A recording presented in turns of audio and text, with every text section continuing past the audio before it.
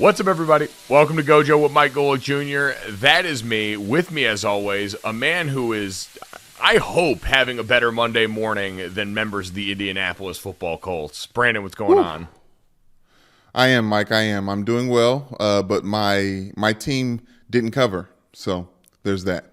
Yeah, nope. It was that kind of weekend, man. But I will struggle to find a group of people that are as dismayed as Colts fans or team members in the fourth quarter alone of that Sunday night football game last night. It was 21-19 at the start of the fourth quarter, Brandon. 21-19. 20 minutes later, out of hand. Entirely out of hand. The final score of that game for people that went to bed a little early or passed out during the third quarter of that game is going to be one of the more confusing experiences. How a team managed to score 54 minus 33 points in the fourth. 33 points. God, I almost said 23. Jesus, I'm sorry, Notre Dame. Listen, I don't know about the third quarter. I don't want to speak on it, but it was 33 points in the fourth. No, it definitely was, because that's what 54 minus 21 is. But your boy is out here struggling today, and again, not nearly as much as the Colts offensive players struggled to hold on to the football. I saw people actually feeling bad for Jeff Saturday. Like, people were like, he was at home being a family man before this. He was at home enjoying his time, and then hello darkness, my old fourth quarter this weekend. So I don't know how I felt about how Mike Tirico and Collinsworth talked about Jeff Saturday, your old teammate. Well, I mean, I think they just talked pretty candidly about how surprising it was to see a guy who had been their peer in the media in that coaches meeting, because it's just, you know how you have everyone that you're used to seeing in their proper setting, right? I've seen a lot of people equate stuff like this to when you see your teacher outside of class as a kid in high school and you hear someone call them by their first name or reference, like you see them with a drink in their hand, and all of a sudden you're just confused contextually about where this person is. I'm sure for Mike Tirico and for Chris Collinsworth, who have been doing this for a long time, who, just seeing Jeff in that context in the coaches' meetings that they're used to going into with the coaches of the football teams is probably a little jarring. Yeah, I just don't know if it needed to be talked about on the broadcast about how other coaches weren't too happy about it, but it is what it is. And the Colts are, they're not bad. Surprisingly, I think that's why people are kind of pissed off.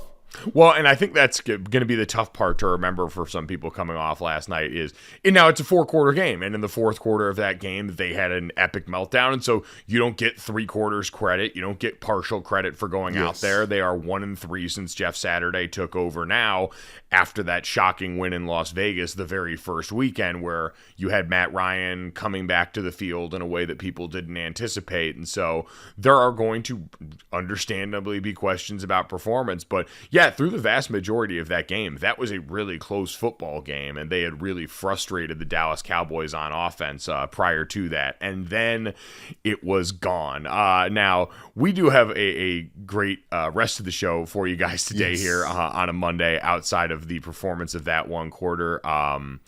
College Football Playoff Committee did their thing. We don't normally talk about a lot of college football on Monday, save that for Tuesday, but you had the committee do their final round of rankings on Sunday before the 1 o'clock games got going, so we've got that field set.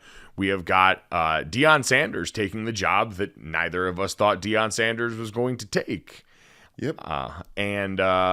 We also got, I think, some pretty big shakeups. We got Monday Roses to give out as well here, but Brandon, coming into today, I had expected, based on what we knew going into the Sunday slate, we had an awesome round of games set up. We talked about it. The Eagles-Titans game ended up being a little bit of a disappointment. Philly took care of that one pretty soundly. But the afternoon window was one of those golden eras of the Red Zone channel, where you got to that 4 o'clock window and the finishes were just batshit. Every direction you looked, Scott Hansen's whipping this thing around all the different games, and it felt wonderful. And going into this weekend, I figured we were going to come out on the other side as we started to think what we're talking about today. looking at the 49ers and the Bengals and talking about who was a bigger threat to their, division, to their conference down the stretch, because I think you have two teams that are occupying a really similar space. One based off defense, but that gets strong performance from its offense, and one based on an offense that gets strong performance from its defense. And the injury to Jimmy Garoppolo kind of clouds that picture, I think, as we start to look at this. For anyone that missed it, Jimmy Garoppolo, the Niners quarterback, early in their game this weekend, it was 11 minutes and 22 seconds into the first quarter, took a hit from Jerome Baker and Jalen Phillips in the backfield and ended up injuring his foot, breaking his foot, and will require season-ending surgery for Jimmy G. Which, first off, I know we've all had a lot of discourse about Jimmy G and his role and his station in that team and what kind of quarterback he is. This sucks flat out. Yes. This is an incredibly depressing blow to the 49ers season and to Jimmy Garoppolo, who we've talked about, all-time vibes teammate and a guy that I know this team really rallied around. Yeah, Mike, it was tough to see. Him go down, because he was very important to that offense. But after seeing what Brock Purdy came out there and did, Mike, I'm starting to feel like that stuff that you say about Tua and the stuff you say about Jimmy G and all the weapons around him, looks like I think the 49ers might be okay without him. Well, the reason they might be, and I guess that's the question, is are the 49ers still the same caliber of Super Bowl contender, dangerous team without Jimmy G? I would have to say, that takes a big hit now, right? If you're the Eagles, if you're the Cowboys, if you're these other teams at the top of the NFC, this is, it's not good news. You obviously don't want Jimmy Garoppolo to be hurt, but it is severely weakened this team, because while Brock Purdy went out and performed really well in this game, the rookie, I forget if he's a rookie this year. I believe so. But he was Mr. Irrelevant in the draft. He was the very last pick of the NFL draft.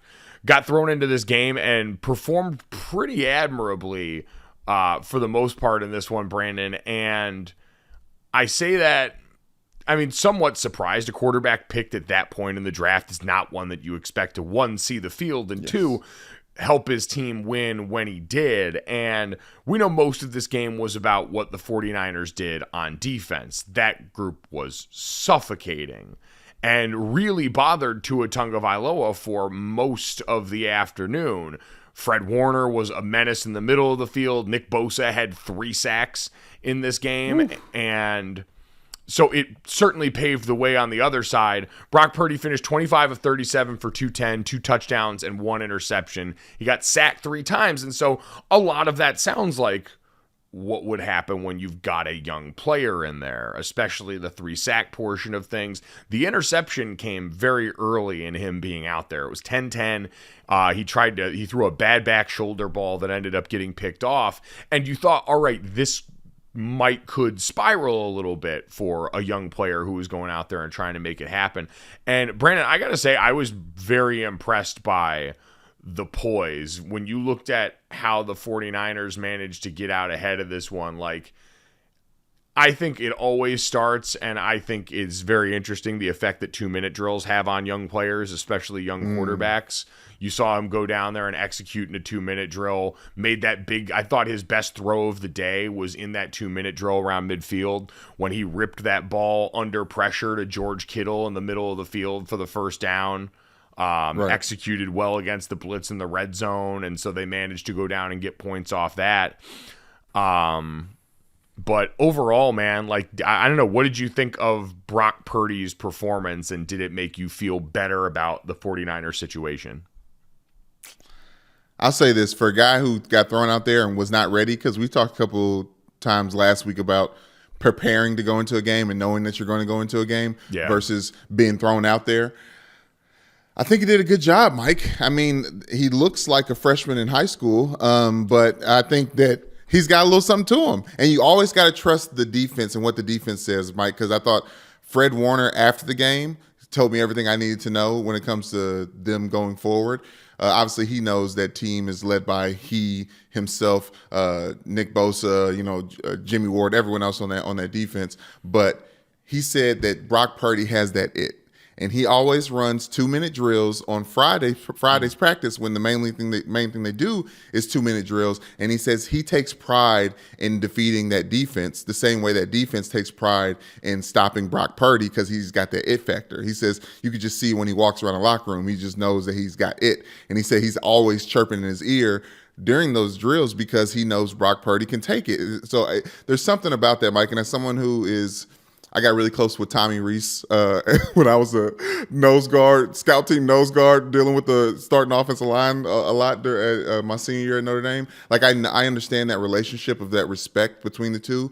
So I don't think Fred Warner's a capper. Like he's not just saying stuff to the media. If he has anything to say, he won't say it at all. Like the fact that he feels confident with Brock Purdy tells me everything I need to know. And even if he was a little bit, that's smart business, right? To gas up your young teammate who's now going to be in a leadership role for the rest of this season. But I think you're right. There is that notion of, all right, well, one, he's gone against that defense on a consistent basis since he got into the NFL. That is going to automatically be something that during training camp, during practice, during the week, you're getting reps against one of the best defenses in the NFL. The other part is, you go back and look at what he did as a quarterback at Iowa State. And if anyone is unfamiliar with Iowa State, watch that game yesterday. They go, wow, Brock Purdy, they let him continue to whip the ball and throw that thing around. He operated an offense that has a ton of shifting and motioning there. We know the 49ers are known for having a lot of big skill bodies that are interchangeable, right? George Kittle and Kyle Juszczyk in that, big skill room there, obviously bringing Debo and Christian McCaffrey into the backfield. That's all the stuff that he did at Iowa State. In Matt Campbell's Iowa State program, their offense was as much or more shifting and motion than any team in college football. A reliance on tight ends is a big part of what they did, especially when Brock Purdy was the quarterback. And so as far as a fit going into this, just based on what he was asked to do in that offense and the style that they played in, it's not altogether unsurprising. Breece Hall was his running back, so Lord knows he's used to having an extremely dynamic presence in his backfield also. Yeah, I was. So Brock Purdy was my college fantasy football pick, and I was thinking to myself, I was like, he had a great running back at the time too. Who was that? Yeah. Breece Hall, Charlie Kolar, who's an NFL guy, was one of the tight ends in his room. They had a few of them in there. They were a team that had a stingy defense. Like structurally, Iowa State had, while format-wise, very different. They played a different style of defense offensively. They certainly weren't as complex as what Kyle's running. The point is, he's used to having to shoulder that load from the neck up, and so you saw the mechanics of being the quarterback in that offense for him. Because Brandon, going along the game, they did a bunch of that stuff that we were all looking for when you got Christian McCaffrey and Deebo Samuel into the backfield together, right? They'd bring Deebo in at running back. They'd motion Christian in from slot receiver. They would flip the two at the start of a play. They would send one of them out on motion. They put Deebo in the backfield in a couple of protection reps on rollouts. They did all of that high-level, complicated chess match stuff with a quarterback who got thrown into that game in the first quarter, not thinking he was going to be the guy. So one, you have someone who actually as a backup did the thing we always hear about, which is prepare like a starter so you can go out there and execute if your number's called. But they did not really have to tailor down the playbook much at all for him. That's what I thought was most interesting, Mike, is that it didn't look like the game plan changed at all. And you would imagine with, I don't know, maybe it's consistent with NFL quarterbacks because I think we saw the same thing out of Snoop Huntley when he took over for Lamar Jackson in the first quarter. That offense kind of, they didn't do it. They weren't as successful, obviously. And that's why I think the big difference is for the 49ers and what we saw here with Brock Purdy. Yeah, I think with Tyler Huntley, though, like we've seen him go out there and do that, and he's been in that organization for a little bit, so he's got some understanding of that. With Brock Purdy, we just really didn't know. We hadn't seen him. He hasn't been there all that long, and so it felt a little more like I had a lot of confidence. I remember last year, I thought someone was going to potentially try and come poach Tyler Huntley from that team because he had played so well when Lamar Jackson had gone down. With Brock Purdy, we didn't know that, and part of that also is going to go to the defense. Like it is going to have its war reports going forward, because now there's going to be tape on this young player. And when he gets thrust into a game, you know who else hasn't seen him play a bunch before? The Miami Dolphins defense, who certainly struggled. Now, part of that was also 49ers offensive line, I thought, kicked ass in this game. They were able to roll Miami off the ball very consistently throughout that day. He does have, and leaned heavily on, the great skill players on his team. There were some plays where you could tell, kind of locked in on Debo, kind of locked in on George Kittle, and locking in on those guys and saying, I am, as a young person, going to force feed them the ball is pretty good business overall. So, Brandon, they're definitely still deadly, because this game they won by being a great defensive team and having an offense that made timely plays. This was the formula, and this is kind of what we've always said about Kyle Shanahan, is his offense can be this universal solvent for quarterbacks who are coming in. It definitely takes them from a team that, even with Jimmy Garoppolo, for all the conversation I had, about Jimmy Garoppolo's top-end skill level, they were a team that could absolutely make a Super Bowl with Jimmy Garoppolo. We've got physical proof of that already and what they had done before, but now this knocks them down, I think, certainly to a level below that, where this is still a team that we probably expect, especially in an extended NFC playoff, to be a playoff. They're still first in the division right now, and the Seahawks have looked a little bit more vulnerable than they did at the start of the season, and that includes yesterday, where they were in a shootout with a Rams team that's got nothing and nobody left healthy outside of Bobby Wagner and Jalen Ramsey, that seemed to be enough yesterday. Yeah, if the backup Rams defense is good enough to make Geno Smith and Kenneth Walker III fight on the sidelines, like, something's going on over there. Right. I could say, if it's getting spicy there because John Wolford and that Rams offense are able to keep you in this game while the rest of those guys will them over, then yeah, that's still a division that is infinitely winnable for the 49ers, but it definitely got a lot tougher now, and I think you definitely have to downgrade them from Super Bowl contender to NFC playoff team at this point, and that's the respect for that defense, right? Because, my God, like, we'll talk about the other side of this, like, this was one of Tua's worst games so far this season as a quarterback. I think because of that defense, though, Mike, I think after seeing just how rattled Tua was actually after that early touchdown, you're like, oh, maybe Jimmy G is this good because he has to raise his level at practice every day just to compete.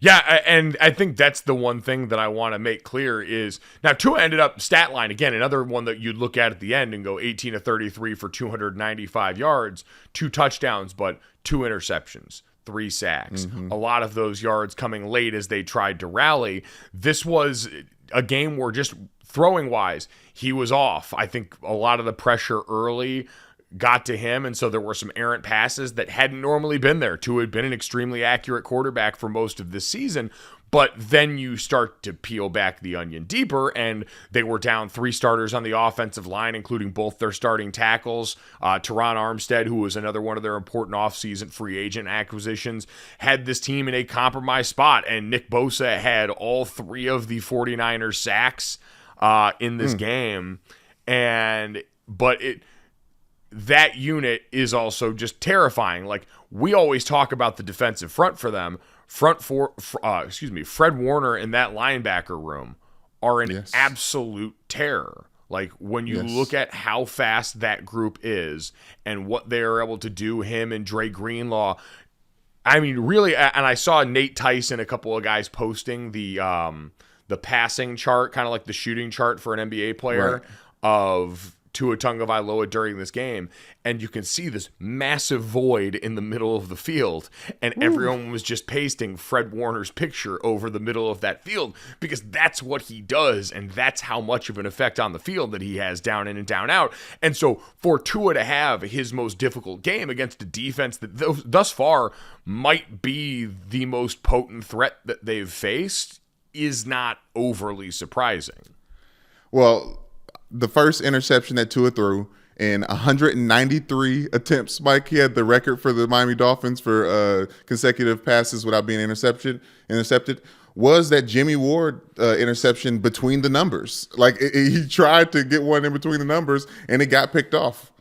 Yeah, and that one was super interesting too, because you even look within the body of that play. Jimmy Ward, you could see before the play hit, Fred Warner was like motioning over to him because I think it was whoever was in a running back had gone into motion, and so Jimmy was late going over there. That running back took a route up the sideline that looked like a wheel route, where normally you're thinking, oh, they've got him, and that might have been what Tua and company were thinking as well. But then that gets passed off, and now Jimmy Ward, what might have looked like man defense before, turned into zone, and Jimmy Ward's just sitting there Superman diving over one of his teammates for an interception. Like, it's high degree of difficulty stuff for a quarterback that also was under duress for a fair amount of that day. And so I'm not one to overreact. What I'm saying as to what we saw with Tua here. I think more often than not, he's been very good this season, but I think in this game, we got the reminder of why the 49ers are so scary, because they took that offense and they were able to effectively really hold them under most of what we're used to seeing.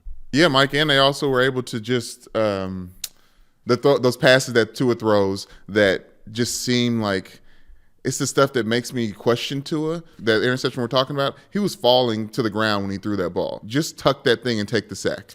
Yeah, there were a couple of those YOLO balls that definitely started to make you scratch your head a bit. But again, I'm not going to lose a ton of sleep over that with Miami. I think for the most, Jalen Waddle, nowhere to be found, 1 catch for 9 yards in this game. So give credit to the 49ers defense for saying, hey, we know one of y'all is going to eat. We're going to make sure that the other's not bludgeoning us too. But while we may have to downgrade the threat level on the 49ers, we got to raise the roof on threat level Bengals right now, because Cincinnati went out and managed to do it again. The Bengals, in what seems like a theme of the past year, beat the Kansas City Chiefs. They did it in Cincinnati, Brandon. This one ends up being 27-24 Cincy, and all the things that we talked about going into this matchup for the Bengals ended up being true versus the best team in the AFC.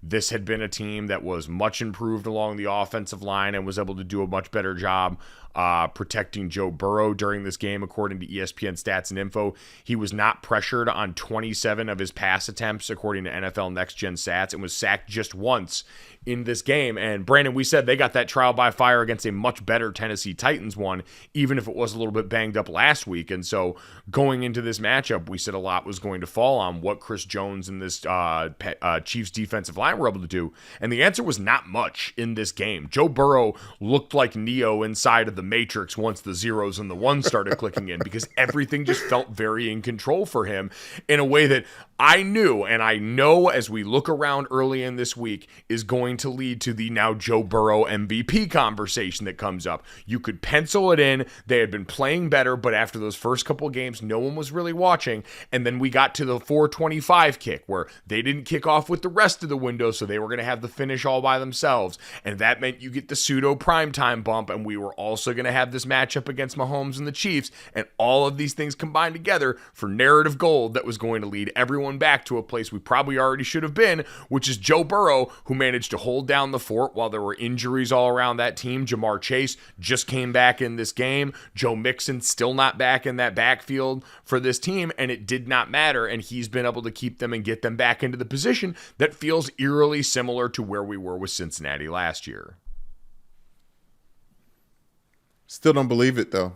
Like, I hear you, because did anyone believe their eyes when they saw that the Bengals were going to the Super Bowl? Like, I still have to see it again for me to actually believe it, Mike, because yes, Joe Burrow is dangerous. Yes, he's even more dangerous when Jamar Chase is in the lineup and he's deciding to use his legs to F people up. Like, yes, this is standard, but also that, like you talked about last week, that offensive line has finally showed up. I guess he was sacked once yesterday. But I guess that's what I mean, is that's why it's easier for me to believe this time around, is because, and I said this last year during their postseason run, that would be as bad as the Cincinnati Bengals were for the next few years, because they went out and I think did, to me, one of the most interesting things about this game was I think that the Chiefs are the Bengals in like a year, right? Like looking into the future, just as far as how they've had to play and what they've gone out and done. Because remember, after the Chiefs lost in the Super Bowl to the Tampa Bay Buccaneers, what did they do? They went out and almost completely remade their offensive line, signed Orlando Brown at left tackle, drafted Creed Humphrey and Trey Smith on the offensive line as young players who ended up playing as rookies, and just hockey line changed that whole group out. What did the Bengals do after last year, where they gave up an historic amount of sacks to Joe Burrow and ended up losing in the Super Bowl to the Rams? They went out and they completely, outside of their left tackle, Jonah Williams,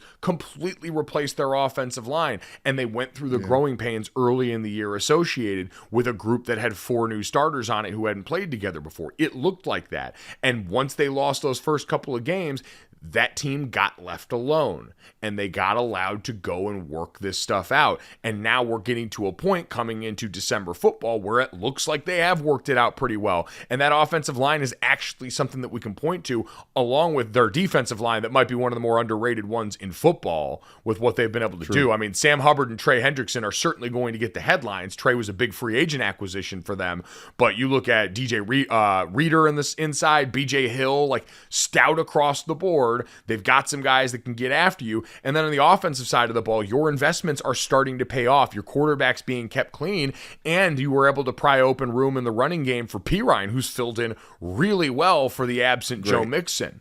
And so all of that together, Brandon, is football with the foundations that we all expect to be a part of winning football. We hear all the time being built well in the lines of scrimmage, and now you get the cavalry back at the skill spots in the ways that showed up big time for them. And it feels like a lot more sustainable version of this Cincinnati thing that really started going off last year with Burrow at the helm.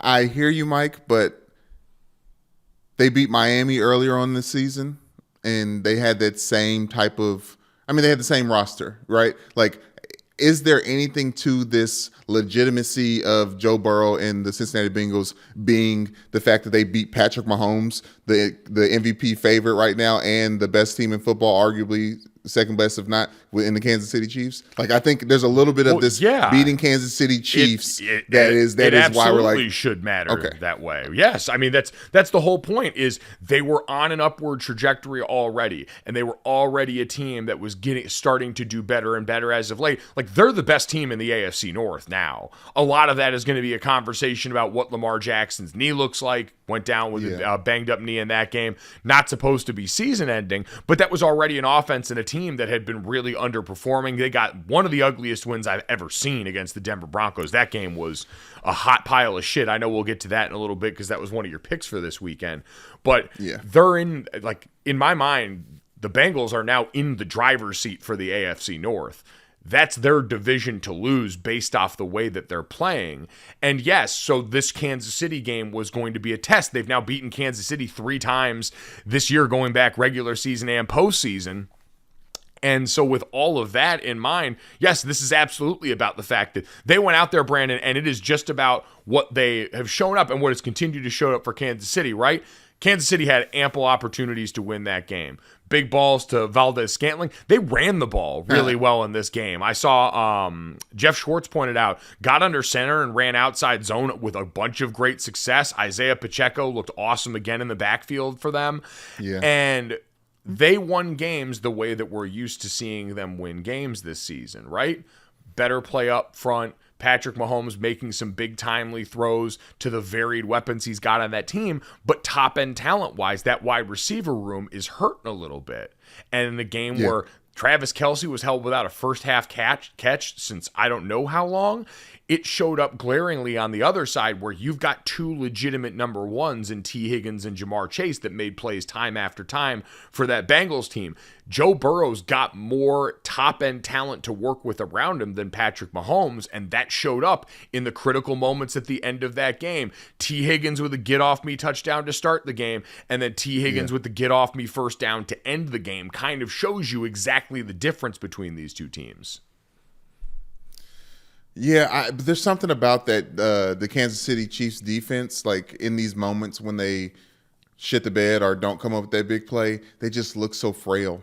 They look like they can get pushed around a little bit. Like even Justin Reed, who seems to be, like you said, the perfect heir apparent to the Honey Badger, it just feels like they're just weak at times. And once a team starts rolling on them, they really can't stop them. And obviously that's too big picture, considering how many games they've actually lost. But I've seen this too many times with the Chiefs, I feel like. Well, and part of this is also we've seen in this matchup, and this is what we heard talked about. I heard Mina Kimes imploring Steve Spagnuolo, their defensive coordinator, don't man these guys up on critical downs and distances. But this is a coordinator that's got an identity, and I just don't think could help himself. And in certain spots, you still saw. Now, it's not to say they did it all the time. It wasn't like it was man up, all out Wink Martindale shit all the time on defense, but you still had a bunch of that show up. And this is a team that has gotten good production out of its young corners. Trent McDuffie was their first round pick. Josh Williams is their, they've got guys that have performed well, young players that have stepped up for them this season, but matched up with two of the best receivers in the NFL. And that's now how we're going to talk about T. Higgins, or should be, based on the way that he's performed this season and going back before that. That was just a matchup that the Bengals get the win on. And so for Kansas City, we're still conversations about their D-line not being able to make a big enough impact, especially considering that Chris Jones is one of the best interior players in the NFL. Frank Clark was paid a bunch of that money. George Karlaftis was drafted early, and the Bengals offensive line won that matchup more often than not on that day. And so it is right to look at that defense, but that's also kind of who they've always been, right? That defense has always been someone that's going to give you timely performance, but it's not been a dominant unit in Kansas City. Yeah. We joked about this coming off the top of this conversation, that the Joe Burrow MVP conversation that is coming is warranted. Like, he played really well, ran really well yesterday, career high 11 carries for 46 yards and a rushing touchdown, and it just all looks very in control for him, whether it's the checkdowns underneath. And that's another part of the Chiefs equation and that comparison is defenses started playing them differently, and so Joe Burrow has adjusted. We saw multiple times when he was under pressure, and when something did get close to him yesterday, it was either he also had enough protection elsewhere in the pocket to move and then take off running, had enough place in the pocket to move and then get the ball out to P. Ryan and get the ball out short in one of those check down modes. It just never looked like it did early in the season, where it looked like Joe Burrow was finally seeing some of those ghosts, that getting sacked 70 times the way he did last year may have been adding up in a guy that was starting to move a little bit too early or bail or didn't have the confidence in his group up front because it hadn't been earned yet. And now, just through the course of this season, through the course of 14 weeks or whatever we're at now, 13 weeks, that confidence is back, and the way that he's moving around in the pocket is really impressive, considering this is a quarterback that was lost to a knee injury 2 years ago and got sacked as many times as he did. The fact that he is still operating that way in the pocket is why they call him Joe Shiesty, because he's got such an borderline irresponsible confidence for a player that has accomplished as much as he has. Well, this is probably a terrible comp, but he reminds me of Russell Wilson when he first got into the NFL. We will respect your arm and do what we need to defend it. What are you doing running the ball right now? Like, it seems like Joe Burrow, when he decides to tuck it and run, the defense are literally on their heels. They have no idea what to do with that. Well, because he's a little bit faster than you would anticipate, and he's a little bit more mobile than you would think he is. He's not like I guess he is a dual threat guy. He's not like going to take off and hurt you with it like Daniel Jones or Lamar Jackson or any of those guys, but he's certainly capable in that area, and we saw that on full display. So, yeah, the Bengals, that is getting very legitimate very quickly, and now has them as a team that, like, again, I think when it's all said and done, and I'd have to look at the schedule to see how this is going to shake out, that seems like the team that could and should win the AFC North. And where we go from there, as this game also had a massive effect on the landscape overall with the Chiefs loss, the Bills are now the 1 seed again in the AFC, which is huge for that team that had weathered a little bit of that midseason storm, especially inside their division. And so the Bengals absolutely going to have a massive effect on the outcome of this season in the AFC. We're going to see them in the playoffs making somebody's life a living hell at the rate they're going, because, again, the way they've built the house this time around is with a much sturdier foundation. Absolutely, Mike, but they do have to get out of the AFC North first. In the last game of the season, January 8th, they play the Ravens, and I think that it's going to be important. And obviously, they got the Bills and the Patriots before they get out of here, so they could be in a position to really do that whole getting better as the playoffs are starting thing, which is really scary too. Yeah, terrifying to think. And they've already, again, had to weather some of the injury stuff there. Obviously, that's got to hold. We know that's always a factor. But if it does, man, this team charging up the special beam cannon at just the right time. Brandon, it is Monday around here. That means that we give out some roses on this show. Bachelor and Bachelorette love. We each get two roses to give out to deserving winners from over the weekend. Before we get to some college football talk here, who do you want to start off and give your first rose to? I feel like I went first last week, so I want to give you the floor to hand your rose out to a deserving winner from this weekend. Christian Watson. Will you accept this rose? Mike, the rookie wide receiver from the Green Bay Packers that helped Aaron Rodgers reclaim his ownership over the Chicago Bears, and also the most winningest franchise in NFL history now with 737 wins, I believe, after beating the Bears. The first time in 100 years that the Bears are no longer the most winningest franchise after this win. But back to Christian Watson. He had 3 receptions for 38 yards and a touchdown. And a 46-yard rushing touchdown. He has 8 touchdowns in his last 4 games, Mike. I don't know what to say. It looks like the reason when they got rid of Devontae Adams and everybody was looking at him sideways, this feels like the other shoe falling, if that makes sense. Like, oh, they had a serious weapon that could be a game breaker. We just had to get him acclimated into the football field. I think that the Packers have traditionally loved the long, rangy athlete that Christian Watson is. He fits very much a type that they've had at wide receiver, and they've done a good job of integrating him in the ways that he's used to. When I covered North Dakota State in the quarterfinals of the FCS playoffs last year, and Christian Watson was dealing with a hamstring injury and didn't end up playing in that game. But I remember turning on tape for them, and I'm like, man, North Dakota State usually just runs power until people pass out. They're throwing the ball a lot more. Part of that was, going back, and you could see some of the Trey Lance stuff that was built in there, but this was post-Trey. Right.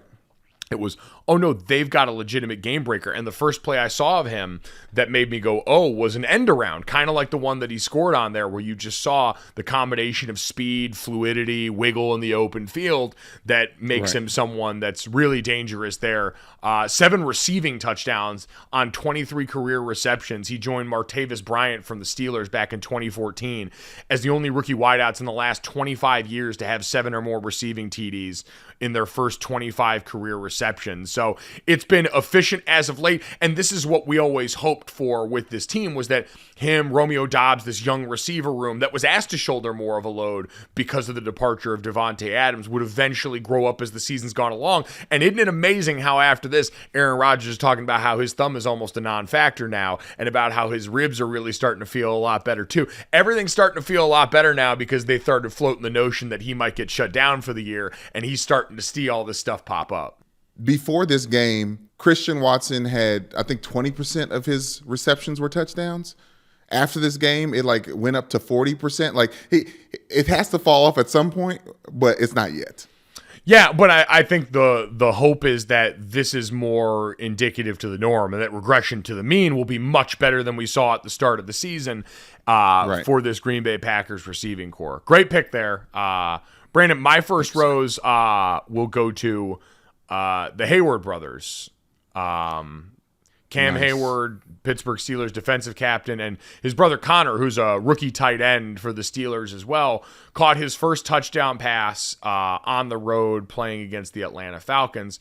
Special for those two guys because their dad was a longtime NFL fullback in large part with the Atlanta Falcons. His dad played there for 3 years, rushed for over 1,000 yards in 1995, was a Pro Bowler, and also, as a lot of people may or may not know, tragically passed away after a battle with cancer in 2006, and is buried at Gwinnett Memorial Park, where the two brothers went before the game. They talked about the day before, Cam did, going to visit his grave there before the game and making that trip, and Cam saying how emotional he was when he saw his brother get in the end zone. He said, I was really glad the cameras weren't on me because I was a mess over on the sideline. He was wearing his dad's jersey in the post-game press conference. And already you've got two guys. We've seen a lot of brothers get to play with each other in the NFL, and that's always a really cool experience. But to see how much it meant to these guys to go and be able to honor their dad and to go and be close to him in the lead up to that game as they're getting to experience this now as brothers and his teammates on this level this season was really touching and really cool. And I'm really happy for those guys. Cam was a guy I got to know briefly and have, see every once in a while at these events, and just one of the true good guys in the NFL. And so to see this moment for him and his brother was special. Yeah, it really was a beautiful catch too. It was like, he had to drag the foot back of the end zone type of stuff. He's all of 6 foot as a tight end. First touchdown, obviously, in his career. They're from Georgia. It had to be more than we can ever even imagine. Absolutely. Who you got for your second rose, Brandon? Well, we are very, very loud when the Lakers are bad. And tend to be kind of quiet, kind of quiet as a mouse when they doing their thing. So, Anthony Davis, will you accept this rose? Mike, I know the Lakers were playing the Washington Wizards. I know it was a reunion against Kuzma and his long sweaters, but Anthony Davis finished the night with 55 points, 17 rebounds, and 3 blocks. No, 3 blocks. Oh, excuse me. I almost took a block from him. Oh, my gosh. How dare I? I think he is getting legitimate MVP buzz right now, and it's Anthony Davis, the guy who doesn't play basketball when he's not actively wearing his uniform for work, and we all thought that something was wrong with him, but seems like they got it.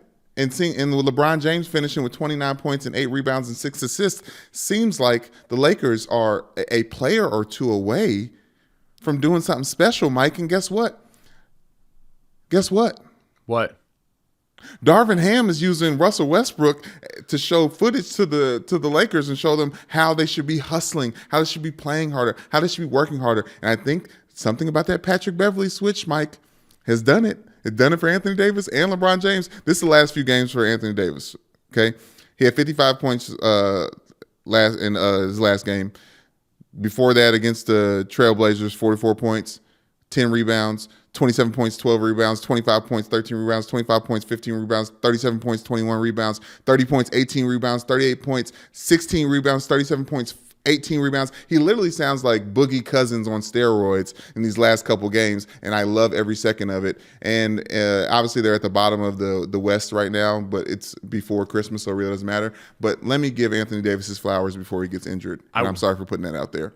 Oh God, man! You were doing so good, and then you tripped right over the finish line there. I will say, Lord knows, I didn't watch any basketball this weekend between college football and the NFL. There was too much of that going on for me to pay attention otherwise. But I did see Anthony Davis's stat lines getting tweeted out a lot, and I thought, oh, that's nice. That's what those fellas need. This Lakers team. I mean, really going back to 2020 was all built on the foundation and the idea that Anthony Davis would start to do this more often than not, and that it would make it easier for a sunsetting LeBron James and make it easier for Russell Westbrook, who is certainly not the height of his powers anymore overall as a contributor.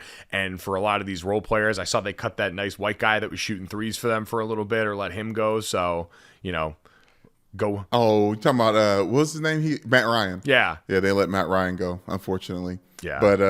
But Anthony Davis, the only Laker to go back-to-back 40-plus, 10-rebound-plus games since Shaquille O'Neal.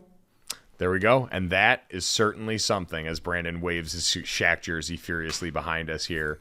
Brandon, my last rose of the day will lead us into our college football playoff discussion. Nick Saban, man. Nick Saban was in a position that I don't feel like we see him often, where he's got to go to people and he needs something. And it's not something that he can get readily right away. Because Nick Saban, in the last 2 decades of our lives, isn't used to needing a whole lot. He's used to getting it.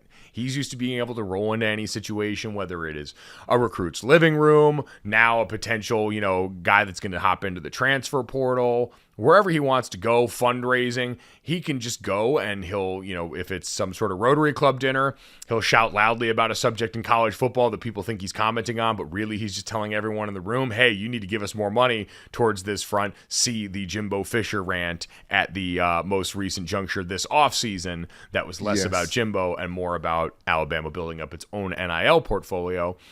Nick Saban had to go to the media this weekend. Sitting on the outside of the college football playoff, they finished 5th in the final rankings of the CFP that came out on Sunday, just behind Ohio State, that became the 4th team to enter the college football playoff.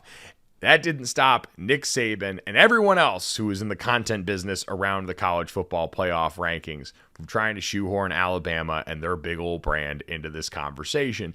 And Nick Saban had to do the press tour where he talked about why his team, despite having 2 losses that got pointed out, were by a very small amount of points, close last-second wins by Tennessee, by LSU, the smallest of margins that have kept them from being undefeated or a one-loss team, and how if it was on a neutral field against any of the teams that were in contention, TCU, Ohio State, the fact that Alabama would be favored in those games, he pulled out all the stops in a way that I saw some people wanting to get mad at him about.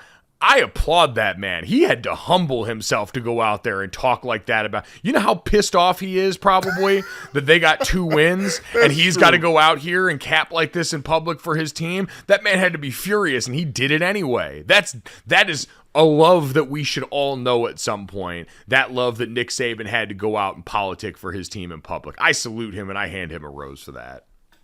You're right, Mike. There's something about him in those moments that is it's indicative of him not getting what he wants.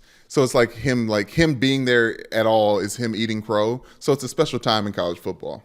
You don't see it very often. And it's a reminder that Nick Saban is always going to be whatever the situation needs him to be. He has been one of the most adaptable coaches, if not the most adaptable coach. As I said, he has been the most adaptable coach in college football for the better part of the last 2 decades. If you want to win by just beating the shit out of each other up front in games that end 9-6, Nick Saban will do that for you. If you want to win with a running back room full of space aliens and quarterbacks that are going to get you there, Nick can do that. If you want to go and spread this thing out and up the tempo, Nick will absorb your best punch and Majin Buu the shit out of this thing and just decide to become all of the best parts of you and then beat the shit out of you with it. And if you want to open up the transfer portal and all this other stuff, he will go into the transfer portal and he'll bring over Jamison Williams from Ohio State and he'll turn him into one of the best receivers in the sport. No, Mike, I'm not giving you that, because as soon as the game actually changed, and we'll talk about in a little bit how much the college football game has actually changed, he has 2 losses. Like the game now is different, more different than it has been in a very, very long time. What? Brandon, if you at this juncture, we might be able to doubt it, but the game changed big time on him when all of these teams started running this spread no huddle, and Nick huffed and puffed and said, is this what we want college football to be? And then he brought Lane Kiffin these guys over, and from Blake Sims on at that quarterback room, they became a quarterback factory. They became a place that had 2 first-round receivers at minimum in every year. That was a stark departure from everything they've been. And he does it with new coordinators almost every year, which was the biggest difference between him and Clemson, the other team that stared eye to eye with them through the first 6 years of the playoff, that had the same coordinators by and large year in and year out, had staff continuity that Saban could never dream of. I don't know why I'm yelling like I'm a Saban apologist and didn't get my ass beat by him and have this personal vendetta against him ruining my joy in 2012, but I have to. He has managed to change in ways, Brandon, that most college football coaches could never dream of as far as the identity around their teams. But Mike, I hear changing the identity of the team and what offense you're running, and the fact that you need quarterbacks that are actually playing the NFL to win games in college now. Yeah, he made all those changes. We did it. We're dealing with those quarterbacks being good in the NFL right now. But when it comes to evolving as the landscape changes the way it's changing now, I think I'm gonna sit back and wait, because he's one of those guys that could just easily bow out and retire and be like, oh, it was his time. But I feel like it might catch up to him. A couple more 2-loss seasons might irritate the shit out of him. Well, I mean, he's also finally he's been the rising tide, and now some of the other ships are showing up to the party.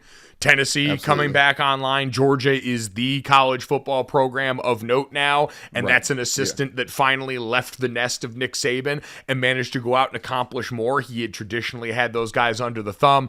And so let's talk about the college football playoff. We had the top four and the final four come out after conference championship weekend, and very strange one, and it must have felt the World Cup vibes where you can lose your last game and still advance out of the group stage, because we had two teams lose their last game and managed to advance out of the group stage to the knockout round over conference championship weekend, because we know Friday night we had the Pac-12 championship where USC lost a game to Utah, where Utah physically beat the shit out of them in a way that has become very Utah under Kyle Whittingham. And we saw them do last year to Oregon in the same exact way, beat the same team twice and seem to beat them more physically the second time around. Now, a big part of that goes to Caleb Williams, star quarterback, likely Heisman winner, suffered a hamstring injury in the middle of that game that severely limited his production. And we saw I think when after the game, hearing that he popped his hamstring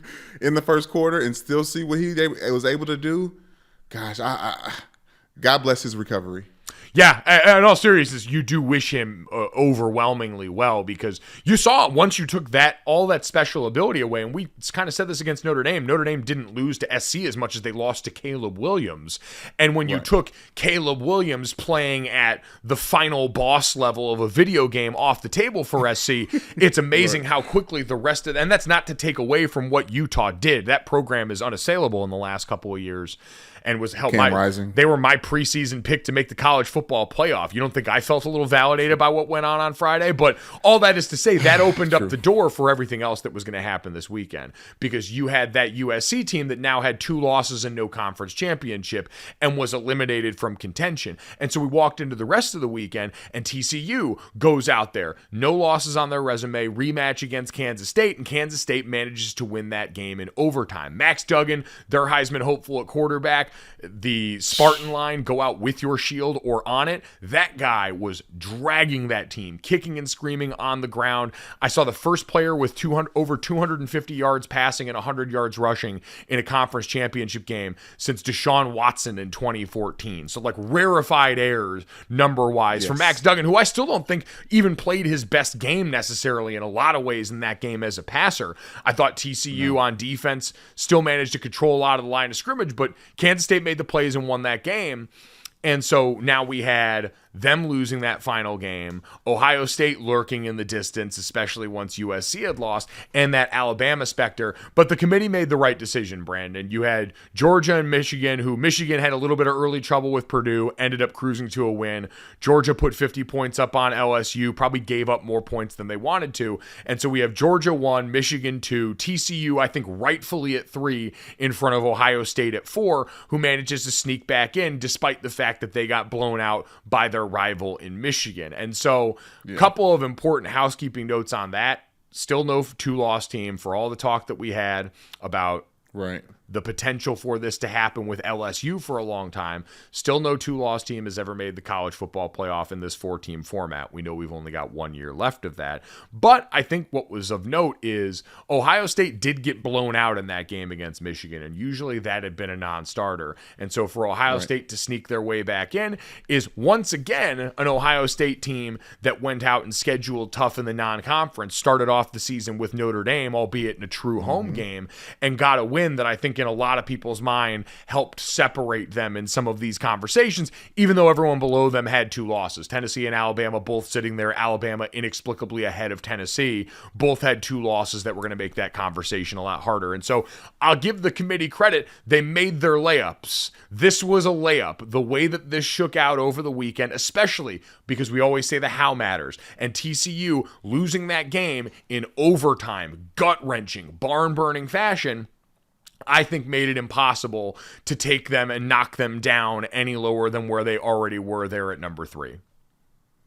Yeah, and I think matchups are important, Mike. And with this whole 2 versus 3, 4 versus 1 setup, the last thing I wanted to see was Ohio State, Michigan again, first round in the playoffs. So that's one thing. But also the reason I wanted USC to be in there so bad because I wanted to see a Heisman candidate in the playoffs.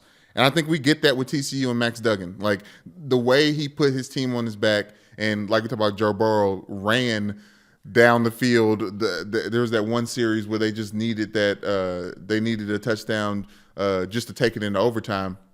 And after he scored, he's like telling everybody to get the fuck away from him so he could breathe.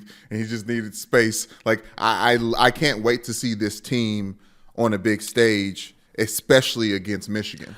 I did love the fact that that when you saw the watch party for the college football playoff reaction, when they announced this, everyone else stood up and celebrated, and Max Duggan stayed sitting his ass down because he was still exhausted, and I bet he was inches away from a cramp at any given moment during that celebration and had to be a little bit too careful. I took it the other way. I thought he was just like locked in. It was like it was the same thing with Trae Young when Oklahoma made the March Madness. Everyone's so excited, and Trae Young's just like, just get me out of here. Like I'm trying to go to the NBA. Hey man, listen, if jealousy is just love and hate at the same time, then maybe being locked in is just being focused and exhausted at the same time, the way that Max Duggan was yesterday.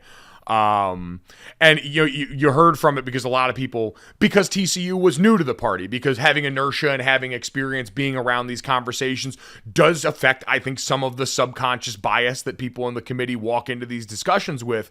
Boo Corrigan, the chairman of the committee, basically made it sound like that the conversation was never about TCU and Alabama. It was about Ohio State and Alabama and that 4 versus 5 conversation around those two teams as they looked with that. And so they said, and Corrigan told Heather Dinich at ESPN that having 3 teams, TCU, Bama, and Ohio State, without conference titles did change some of the conversations within the room, but made it sound like ultimately that was an Ohio State and an Alabama conversation and not a TCU one. And so you're right. It will be very compelling matchups there. I think Michigan really is like, they've turned themselves into the second best team in football, albeit one that's trying to win the same as the best team in football. Like what Ohio State gets to play in the first round of the playoff in Georgia is just Giga Michigan. It is Michigan plush.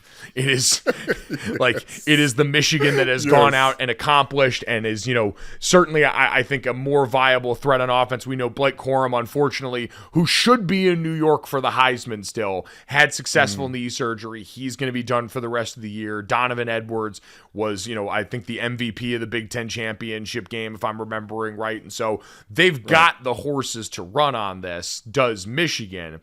But for Ohio State on the other side, having to go up against better Michigan in this first round is going to have to be a team that really learned from its mistakes the first time around and is somehow able to get tougher in the trenches in the interim. Wait a minute. Michigan and TCU are playing first round. Yeah, right? Michigan and TCU are playing. I'm just saying Ohio State went up against a Michigan team that is good in a lot of ways. Georgia is better in all the ways. Well, I will say this. I thought J.J. McCarthy, he looks like Max Duggan, on like Giga Max Duggan. Like, dude is nasty and smooth and handsome. He is. He is all the above. He's incredibly fit. I mean, he's, I think, a former 5-star player. He's an incredibly physically gifted quarterback that has been going out and putting it together more and more as the season. So we'll get into more of that as we get closer and closer to that. We got plenty of time to do playoff previews, but they got it right in a way that was very easy. As usual, football kind of bails the committee out, and I saw Spencer Hall and others point out they end up always making the right decision. We usually never had a lot of beef with who the top 4 teams are in the college football playoff. I think with very few reactions. We can have people bitch and complain about the 12-team expanded playoff at a later date. But, Brandon, one other thing I did want to get to, too, on the college front was Deion Sanders. Deion Sanders did the thing that we were not expecting him to do in taking the Colorado head coaching job that was rumored to be out there, that he confirmed was offered to him, and now is his. He was announced on Sunday in front of the Colorado crowd, in front of his new Colorado team. We also got to see the footage of him after Jackson State won their conference championship, going and having a meeting with those players and breaking the news to them that he would no longer be their coach. But Brandon, how did you feel about this one? Because on the surface, I think you and I both looked at this and did not necessarily see the fit for Deion Sanders, who we expected to keep being a name that was brought up in conversation for better and better Power 5 jobs, if not this offseason as we got into the coaching season, then definitely next year. Yeah, Coach Prime is obviously, I'll say it this way, he's been a better college football coach than any of us expected him to be. And that's why this opportunity is there in the first place. Very good job at Jackson State, and you can talk about the competition if you want to, but we're going to get a chance to see what he can do with Colorado in the Pac-12. I thought the situation in Jackson State financially was good enough for him to wait for a better fit. And I think a better fit is something that only people from the outside looking in can really talk about, because I'm sure Deion Sanders had every intention of being at Jackson State until he got a Power 5 coaching opportunity with enough money for him to, take his staff with him and do all the X, Y, and Z. So I want to say that as much as I was nervous about him going to Jackson State in the first place, because he's a magnet, right? He has everyone's eyes. He has the formula for eyes. He has catchphrases that we still utter today. Like, he's just magnetic and just a huge presence. And I thought that would dwarf the team. And then the games start running and seasons start coming in, and you're like, oh, I don't just care about Deion Sanders and him as a coach. I care about this Jackson State team. And now that he's leaving, it feels a little bit, for a lot of people who are rooting for HBCUs and the success of HBCUs. My little sister went to South Carolina State, the same place that Shaq Leonard went, and I was talking to her a lot about it. And there's a trajectory that HBCUs are always trying to catch on to get relevance and importance and people just to cover their games in a very real way. And that change happened when Deion Sanders was there. Should we expect that change to continue to happen now that he's gone? Probably not. And I think that's the part that is sad and hard to see, because the money is just not there to keep a talent like Deion Sanders. And we all knew Jackson State and Deion Sanders were both using each other for what they needed to, what they wanted in the back end, Mike. But I'm going to lay out now. I just say it just feels odd, and for a lot of reasons, and obviously we'll get into that. Yeah, so I understand, and I listen, I'm not in a position to comment on the feelings of, HBCU alums who are affected by this in that way, who thought Deion Sanders was really coming here to make a difference on this level. I'm kind of like you. Deion Sanders, to me, always seemed like someone who is like a lot of coaches, ambitious. Like, I don't want to make it sound like Deion is unique in going there and having this be about him improving his station in this job. He can, at both times, be very serious about coming in there and wanting to improve in all of the ways that he did, facilities-wise, coverage-wise, attendance-wise, funding-wise for Jackson State and for HBCU football. He can be serious about that while also having goals and aspirations for himself as a competitor in coaching, and that this was always going to be the bet next. Like, that should be instructive for Colorado also. If this goes well, Deion will not be here very long. Like, if this goes well at Colorado, which everyone there hopes it does, it will go well for probably 3 years at most, maybe even less than that if it were somehow go really well really early for a team that was 1-11 this season, and then he would be gone. And then if you're Colorado, your job is to draft off of that success and figure out how to keep that going forward, much the same way, and albeit tougher for all the reasons that you mentioned, is going to now be the charge for everyone at Jackson State in Deion's wake, because as much as people might have wanted to believe this, I don't think this was ever going to be a forever thing with him. And I think part of that is financial. He talked about, when he addressed this, the financials of it, saying, I never chased the bag. I've made a lot of money in my life. That's not what this is about. He was making, I think, like $300,000 a year at Jackson State and is getting set to make like $5.5 a year at Colorado. That, by the way, Colorado's athletic director, Rick George, was asked how they came up with the money. And he said, quote, "We don't have the money yet, but I know we'll have it. So I'm not worried about that piece." Colorado, are you okay? Like what? Like, this is they went to Aaron's and got the Rent-A-Center. Colorado hit us with the Kevin Hart. See, the way my bank account is set up, I got to check into the savings, and all my money checking savings in checkings right now. take 3 days. Did you rub it on your jeans? Yeah, like did you wipe it? Did you wipe it? No, honestly, yeah, Mike. I think this is I want to mention too about Deion Sanders. He gave half of his salary back to the university and back to the football team to like help with things. So like there was a level of investment for him that we would hope was in the long term. But like you said, same thing with Colorado. It went well, so it didn't last long. Right, because this is still an opportunity that's got more resources for him. Not only, like you said, brick and mortar, the salary that I think is more just about a respect thing than anything else, being able to say, you're now one of the higher paid coaches in X conference or Y level of football. All these things that for most people in that station, it ends up being about the respect that I hope I'm owed and that I've earned, that he has earned on the field at Jackson State, and is why he's in this particular situation. So, Brandon, the other part of this that was interesting was his speech in front of the Colorado team got put out on the internet, because everything with Deion Sanders, he's got the deal with Barstool Sports. Everything that he does is also a part of the show. And that's one of the things that, as we talk about why Deion at this job and not others, some people have talked about maybe the hesitancy for someone to bring in a personality this big and a brand as big as Deion Sanders in college football does seem so silly, because, God, this is the sport that's tried to make the coaches the stars forever. Like, this sport and this level have so resisted making the players the center of attention, because they leave and because the coaches stay and because they're the names that and it's a lot easier to pay them all that money and make them feel important than it is to have to acknowledge that the players have a pretty big role in making everyone watch this game as much as they do. But that's a whole different conversation. A lot of this that went viral with everyone was Deion Sanders' line talking to this team that, again, was a 1-11 football team this last year, had a terrible season. I'm sure it felt the weight of that. And Deion Sanders came in and he did, first off, I have to say this out loud in front of somebody, because the central tenet of Deion's speech was he would mix in, he'd say, I'm coming. And his whole point was, I'm coming here to change everything that's going on here, the way that we compete, the way that we approach all this. I am not mature enough for how many times Deion Sanders sat up and said, I'm coming, over and over again in a lot of different inflections. It was just a lot for me to take in as a person. So I just wanted to clear the air on that right away. I couldn't help myself. Oh man. I would say this though. He is the unlike Shane Beamer, South Carolina's head coach. Deion's like such an old school guy that he doesn't even notice when he's doing stuff like that. Nope. You know what I mean? Just like saying, I'm coming over and over again. Like, who's over there? Who's that snicking and laughing? I am coming. Yeah. And I'm coming hard at you. You know what it sounds like when I'm coming, all right?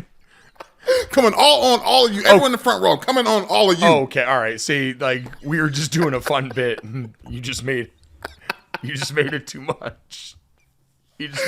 But I guess, Brandon, to the real nuts and bolts of it, because part of what he did address there, I'm sorry, I promise I didn't mean to do that.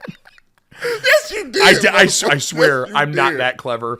Oh man, but got some big balls. Part of this experience with him was making that point. And the way Deion does it, everything is cutting a wrestling promo with Deion Sanders publicly. That's how he sells these programs. That's how he sells himself. And part of the thing that people got attached to was him saying that I'm coming and I'm bringing my he's like, we've got some positions already worked out because I'm bringing my luggage and it's Louis, meaning that there's going to be players coming with him in the transfer portal here.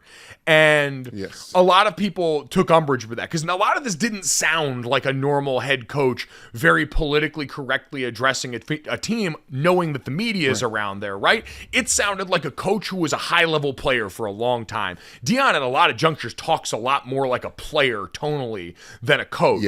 Because that's his background, because I'm sure when he lays his head on his pillow at night, that might still be who he will always envision himself as. I used to ask my dad that all the time, player or broadcaster, and it was always player for him.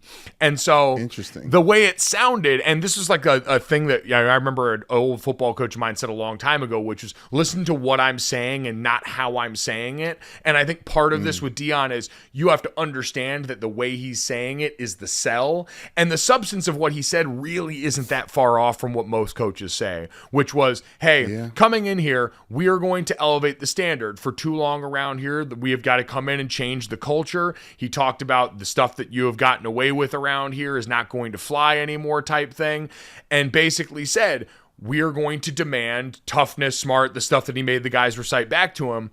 And if that's not for you, then here's the transfer portal. And he referenced it all in these modern terms. He talked about the portal. And while it sounds on the surface kind of distasteful, essentially what it was is you can buy in and be a part of this program. And if these things aren't appealing to you, then here's the door, which plenty of places do. We've seen plenty of programs that behind the scenes and without telling people have run people off the team, have oversigned classes and done all this. And so I listened to it a couple of times. I saw, all right, most of that is pretty status quo. It just sounds bigger and louder, and we've got these quips that people end up going and putting all over the internet that are talking about young people's futures, and then I think making light of it in the way that people received it, but not necessarily the way that he intended, if that makes sense.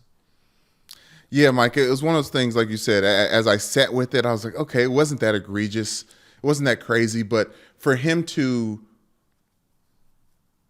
basically tell that team that they weren't good and that he was bringing good players in to replace the not good players there, and then ask them to do the team cadence thing. he was like, everyone, hey, and if you're not ready for this, you can go ahead and hit the transfer portal because I got people coming in because it's gonna make more room for players that are smart. Everybody say smart. Players that are tough, everybody say tough. I was like, no, you just told them that they were shitty. Like, why are you putting them through this rigmarole? But I guess that's the thing, too, is he also did the bit where he went around the room and was asking these guys, is that what you are? Like, there was an invitation for people to stay. And that, to me, like, as jarring as it was to hear, it's jarring to be a part of this process. You and I went through a coaching change. It's a jarring experience every which way because the way that you did things did not work. And that's not an indictment of the previous coach. It doesn't have to be about that, but it's just about, hey, what happened before? Like, we're in a position now when changes get made, things aren't going well. And so you're going to have to relearn a bunch of stuff and do something in a different way. And every part of that experience is jarring. And I'm always cognizant of walking in and feeling like you're treated like a hand-me-down because that's the one thing you don't want. And that was the one thing tonally with this that did jar me at first that I didn't necessarily like was that idea of, oh, well, when you see the clip online posted like that, you're not watching the whole thing, is, oh, it kind of feels like you're just saying, yeah, these guys aren't good and you can leave because I'm going to bring in good players. And then you kind of sit with it in the full context, and it's something that you'd expect, which is, hey, in this day and age, we're going to bring in competition. We just a couple of days ago lauded Marcus Freeman at Notre Dame for going and telling Drew Pine, their quarterback that's now in the transfer portal, hey, we're going to probably bring in a graduate transfer this offseason. Tyler Buckner, who was the starter over you at the beginning of the season, is getting healthy. You'll have a chance to compete, but this is what we're going to do, and you have the information to make the decision. And I appreciated a coach being straightforward in this day and age with players because they do have options. And because you could lie and keep someone there to have them for depth and lock them out of a situation that's better for them. And so here, while it sounded abrasive in the clips that we saw, I think the overall message was, we are going to try and change the way that we do things around here. This is my expectation. We're going to bring in competition because it's available to us. And if you're okay with that and you want to come in and buy into this standard, then we'll go forward. And if not, here's the door. If this isn't for you, then here's the door. And I think we see and hear some version of that in a lot of ways coaches address the team. Most coaches just aren't as adept at cutting it to sound like a promo and mentioning Louis luggage the way that Prime is. Yeah, Mike, but I think one of the reasons why it's foreign and it gives us pause because we come from a different generation of college football where now, like, in reality, every season is different.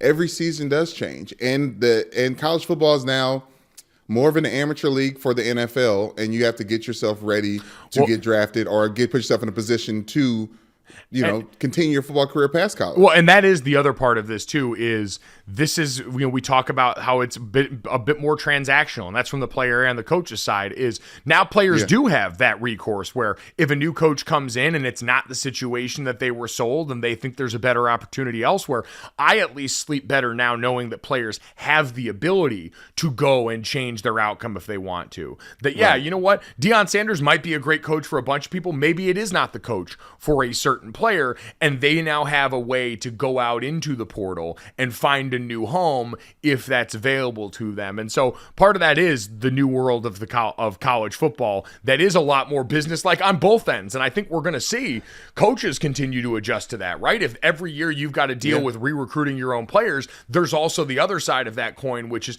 every year you are replaceable in the eyes of now these regimes.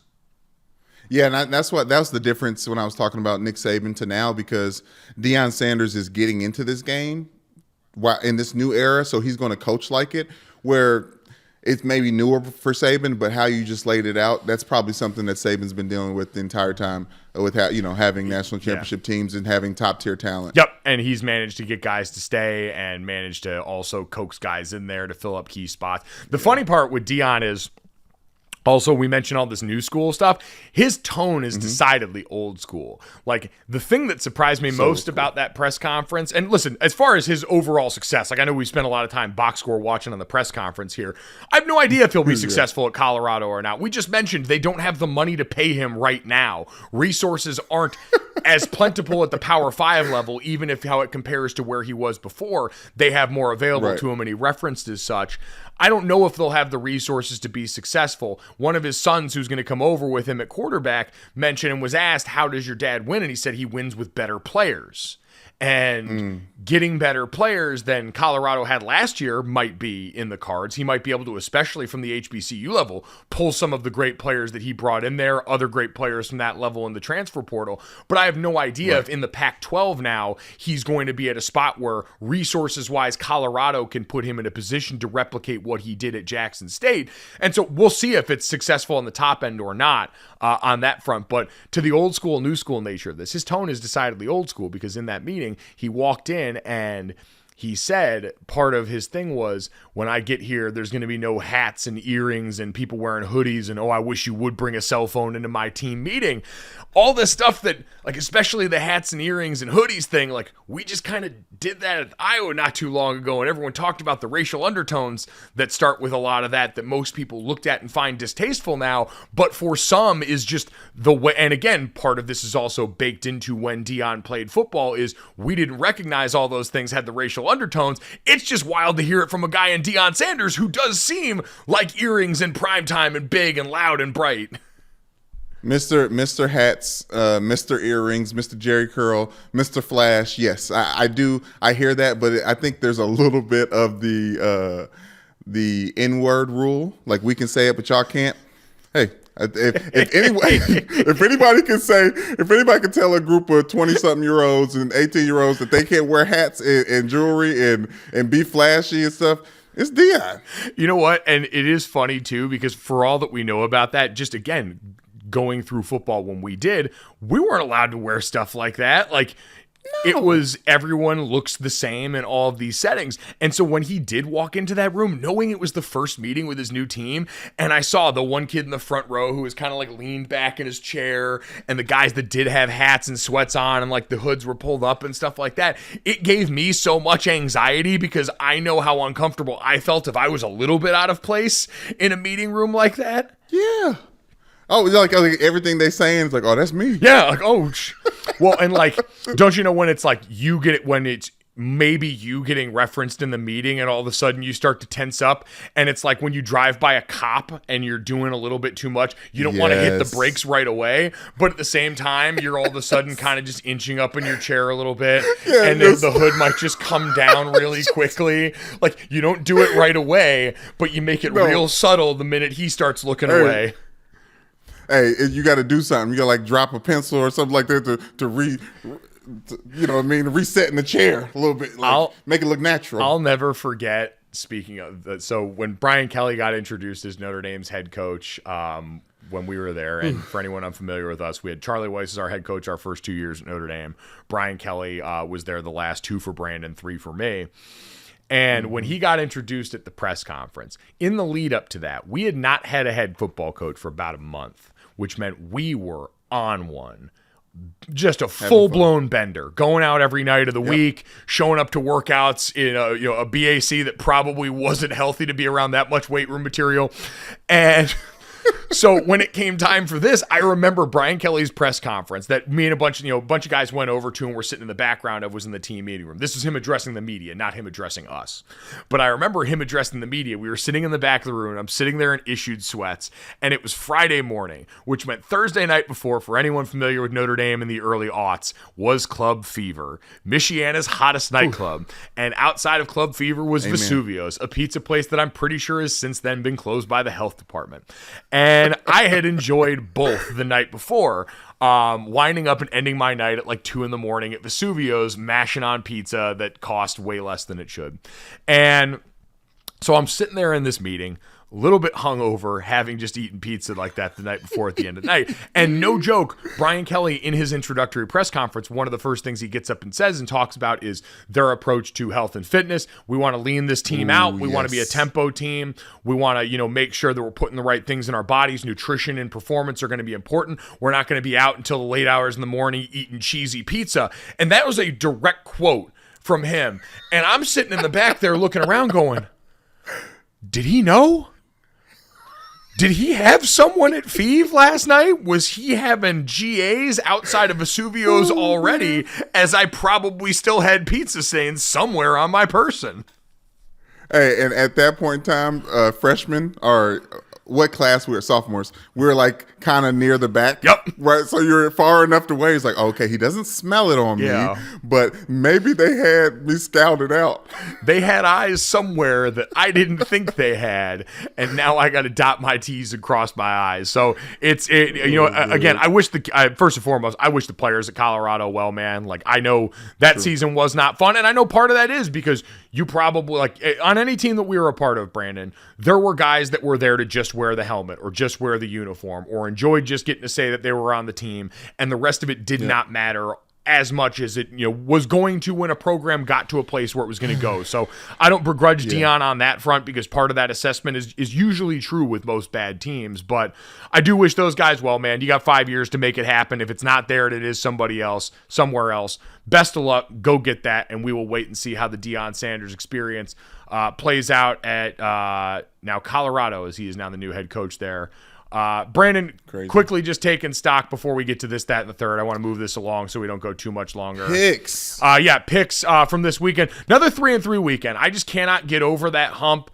NFL, Philly -4.5, Jacksonville and Detroit over 51, going over. God bless Dan Campbell, going over on their last drive of the game. Huge legend there. Great. Dolphins +4 was the one that ended up letting me down on that front. And then college, USC -2.5. Obviously, that Caleb Williams hammy blew that one out. Georgia -17.5 in that game. Cashed that check. And Will Shipley well under 96.5 rushing yards in that Clemson game. That one, the Cade Klubnik story, as now DJ Uiagalelei will enter the transfer portal as well, as they are ACC champs. And I got to tell you, no one should feel worse than Clemson fans after Selection Sunday, because if that team had just put Cade Klubnik in earlier in the season, I have to imagine they are in the Final Four, because the way that he looked in that game versus what we saw from DJ in that game against South Carolina, if they don't lose that game against South Carolina and they do what they did yesterday, they are in the playoff over Ohio State. That is not a maybe, that is a definitely. And so I'm just shocked that Dabo Swinney, who we know is fiercely loyal, but also made the move from Kelly Bryant to Trevor Lawrence in a way that changed Clemson's trajectory in the playoff era. He's done it before. True. And the fact that he did not make that move here until it was too late is shocking to me, because Dabo Swinney is a very good coach who does have it on his record that he's made moves like that already. So that was the weekend on our front, on my front, Brandon, and I know yours is also disappointing personally and professionally here. Yeah, Mike. Went to 5-5 on the season with my double picks for stocking stuffers. The Baltimore Ravens had them +8.5 against the Denver Broncos. Didn't happen. Even though Russell Wilson sucks. Even though Russell Wilson seemed to can't find the end zone, the Ravens had to do a last minute, was it 91-yard, 16-play drive to score to make it 10-9. Okay, and then moving on to Indianapolis, I don't know why I picked this, Mike. I trusted the line. I thought 10.5 was just too much. Brandon, for two teams that love running the ball. You were right until the fourth quarter. It was a 2-point game going into the fourth quarter. No one could have seen that shit coming. Oh my gosh, I was so pissed, Mike. But Dak Prescott and the rest of them. So yeah, I was wrong on both my picks, and it's not an exact science, but 5-5 on the season. There we go. You know what? The house always wins. We're going to effort to get better. I'm 35, 47, and 3 on the season, so I can't talk to anybody about anything. Playing 500 football right now, I'm a 500 football picker, and that is just the way that it goes. But Brandon, that is not the important part of this podcast. The important part of this podcast is when I ask you the very important question of, do you know what time it is? You know I do, Mike, and I'm going to be quick because we've been talking for a long time. All right now. I do want to shout out Hanukkah. We got a comment about that in the reviews. Starts December 18th. I'm ideating. There we go. I was going to say, at Gojo Show on Twitter, to all of our Jewish brothers and sisters out there, if you've got any recommendations for songs that you would like Brandon to cover as we get closer and closer to the start of Hanukkah, hit us up, because we know Hanukkah's got bangers also. Amen. And now for the other holiday. This year, to save me from tears, I'll this, that, and the third. Oh, she pretty. Brandon, she pretty. That was just nice and good feelings for your Monday morning. At Gojo Show on Twitter. And, of course, download, subscribe, rate, review wherever you get your podcast. Leave us that 5-star rating and a review. And tell Brandon how much you enjoyed a little bit of Last Christmas. A little bit of Wham in there for you. Why not? Go off. A little Wham. I'm feeling a little Boy George. You might as well get sexy. Might as well, man. Do your thing, 21. Brandon, let's get to this. This, I was beside myself. I was watching the conference championship games out at a bar this weekend, and the Dr. Pepper halftime show is something that I got to be a part of at the Big 12 championship for the last 3 years. Shout out to Jason Fitz, friend of the program we talked about, did a great job down in Arlington with the folks at that game. But the fun wasn't there. The fun was at the Dr. Pepper halftime show in Atlanta, the SEC championship, because we had the situation we prepared for every year. So the day before the Dr. Pepper Challenge, there's prelims. There's more kids they bring out there. They go through to determine who's going to meet in the championship round. And in that time, all the rest of them, like there's other scholarship money given out. It's a really cool thing for them. Kayla Gibson from St. Augustine and Reagan Whitaker from Baylor were the two going up against each other in the SEC title game. The goal is $100,000 in tuition. You throw the footballs into the cans. And the two competitors were tied after 30 seconds. And so we have not seen a tiebreaker in a while, but we were always prepared. The first tiebreaker, as people saw, was 15 seconds put on the clock. The bins are moved a little bit closer, and you go from there. And after that, both of them were also tied. And the tiebreaker on Friday, the thing that most people don't know about is whatever your score is in that first round on Friday, if we get to a double overtime situation, whoever scored the most on Friday in the prelims wins the thing. And that happens, and I don't believe was explained on the fly. It's a lot to jam in. You're trying not to go over on the halftime because the TV crew's got to get the start of the second half going at the right time. There's all these things about the window you're trying to hit that's very small. And so Dr. Pepper ended up getting so much flack about it online that they actually ended up awarding $100,000 of scholarship money to both instead of just having the one winner based on the rules that they had set. So the Dr. Pepper double overtime rules got stress tested and they failed, but the winner is both those kids because they get $100,000 in tuition. So that's awesome. Yeah, shouts out to them. I don't know if I've told you about this, but my mom moved into my home because we're about to move to Florida and she's going to be renting it out. And when we leave, and I had the games on, and in the other room, she's like, oh, no, I can't believe it, no. And I came in, I was like, oh, what happened in the game? She was like, this halftime show, Dr. Pepper. So I got the whole recap. It was very important in our household. So I'm glad it made this, that, and the third. It was electric stuff. I'm just shouting the rules of this tiebreaker to random people in the bar who did not care to hear from me, all because I had prepped for this situation for years. This is like when high school coaches prepare their team for the swinging gate on an extra point field goal try, and one team finally runs it. Shout out to my high school football coach, Mike Tyler. Prepared us for that for 4 years, and we finally got it our senior year. The Dr. Pepper halftime show finally got it this weekend and got bullied into giving out more money. Brandon, no bullying required for that. Major League Baseball announced its Hall of Fame team as voted on in the inaugural Contemporary Baseball Era Committee this weekend. A ballot of 8 candidates whose primary contributions to the game took place after 1980, who still needed 75% of the vote to be elected. Obviously, a big headline of this is going to be Barry Bonds, Roger Clemens, and Curt Schilling, all still denied again. That's going to be a big part of it. But shout out to Fred McGriff, making the Baseball Hall of Fame. The 59-year-old was a 5-time All-Star, hit 493 homers and 2,493 hits while finishing in the top 10 of the MVP ballot for 6 seasons. But Brandon, that's not why you and I remember him. We remember him from the Tom Amansky instructional videos that used to run advertisements on daytime TV all the time that used to feature Fred McGriff giving his endorsement of Tom Amansky's methods for what he did helping him hit there. And Brandon, I just feel like this is a big moment for the older millennials who got to grow up with this on their television, even though we did hear from Fred McGriff himself on Kenny Mayne's Last SportsCenter that he had never actually seen the video or the videotape after all these years of knowing he was associated with it. Isn't that make it better? Yes. Like that makes it just so much better for me. Like, and also I thought I did not remember this until you jogged my memory. And then my mind went straight to like the Nickelodeon magazine commercials as well. Like there's a special time of television in the 90s where commercials were really, really knocking it out of the park. It was a commercial for a video. Like you were watching a commercial to buy a VHS tape of this guy teaching you how to turn a double play. So you say it and it just makes me want to like go get it again. It's like my baseball days are over. So. If I can find a way to convert that to Blu-ray and then convert it to whatever we do now, because Blu-rays definitely aren't a thing, then my future offspring will know all about Tom Amansky, and thus we'll see Fred McGriff throw them that thumbs up, because now, goddammit, he's in the Hall of Fame and potentially in some defunct Blockbuster video store that will exist long after the apocalypse. Congratulations to Fred McGriff. You are a piece of all of our childhoods, and I'm very happy for you, despite having little to no memory of you as an actual baseball player. Brandon, exactly. Let's get to the third.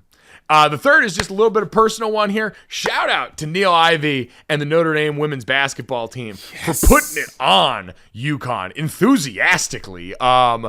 The ladies went out there and got a big-time win at home. Purcell Pavilion was rocking. I saw a bunch of our old friends in there. Shout out to Dev Peters, who was in attendance there. Natalie Achama was in the crowd. I think Arike Ngumbawale was also there. Marcus Freeman hanging out. The stars were out. Notre Dame beat UConn 74-60. The number 7 ranked Irish beat number 3 UConn. Now for UConn, AZ Fudd only played 13 minutes. Their stud freshman who went down with a knee injury that isn't expected to keep her out for an extended period of time, but did for this game. Notre Dame beat that ass. Coach Ivey gets a big-time early win in her tenure as a head coach. They almost got the upset win over NC State in the tournament last year as well. And so continuing to build in these moments, her and Muffet getting to celebrate after, it was the goods. It was the goods. It is really special. As much as people know about Notre Dame football in South Bend, women's basketball is the football team. I guess you can't really say it like that, but it's very important, and that's why everybody was out. And I'm happy to see. We did it. Beating UConn is big. It's like beating Tennessee back in the day.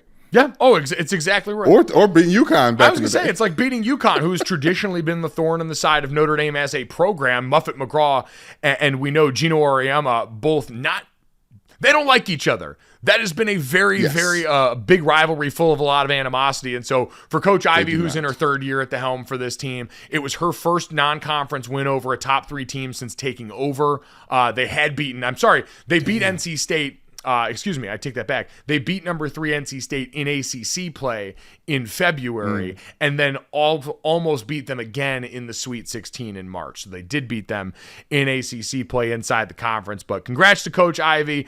I always, as a kid that grew up in Connecticut, I remember when Notre Dame won that title in 2001, and I walked into my elementary school that was full of UConn fans dressed like the leprechaun, peacocking all over the place. So the women's basketball team has given me a lot to celebrate over the years. That title run in 18 was magic, and I love seeing them go out there and get that dub.